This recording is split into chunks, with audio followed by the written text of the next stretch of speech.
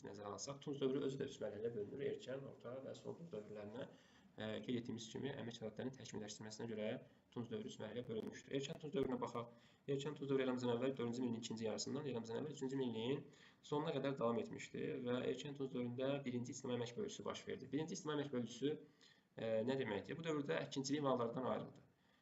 Belə ki, mezolit dövründə əsaslı qoyulan əkinçilik maldarlıq Tunc dövrünə qədər ümumi təsərrüfat kimi məşğuliyyət sahəsi idi. Erkən Tunc dövrünə qədər əkinçilər həm də maldarlıqla məşğul olurdular. Yəni bu təsərrüfat eyni şəxslərin əlində cəmləşmişdi. Tunc dövrünün ilk mərhələsi olan Erkən Tuncda əkinçilik maldarlıqdan ayrıldı. Belə ki, əkinçilər yalnız əkinçiliklə məşğul oldular, maldarlar isə xüsusi olaraq maldarlıq təsərrüfatına məşğul olmağa başladılar. Bu hər iki sahədə yeniliklərə səbəb oldu.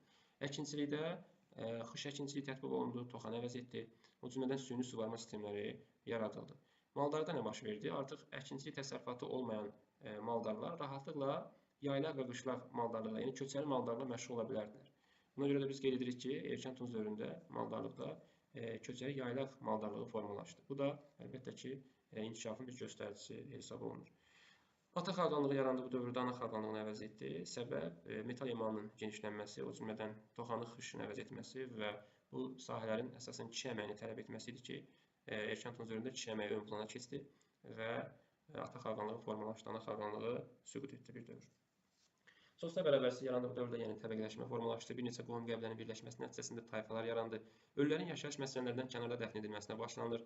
Qəbilələr üzərində qurğanlar qurulurdu, elə bu sosial bərabərsizlik göstərən amildir. Ölü yandırma və kollektiv dəfn etmə adətləri yarandı.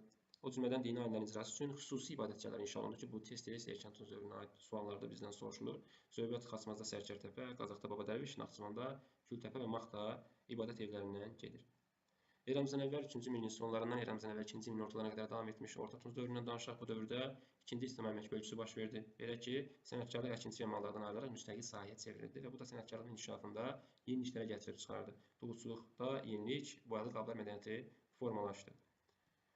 Bağçılıq, bostançılıq, üzümçülük və üzümçülüyün də yaranması ilə şərabçılığın meydana gəlməsini biz müşahidə edirik bu dövrdə. Bütün bunlar istehsal sahələrinin genişlənməsi, təsərrüfatdakı inkişaf, mübadilənin genişlənməsinə, nəticə etibarilə ticarətin yaranmasına səbəb oldu. Ticarətin yaranmasını götürürük Orta Tunc dövrü. İlkin şəhər mərkəzləri meydana gəldi. Bu da təsərrüfatın inkişafı əsas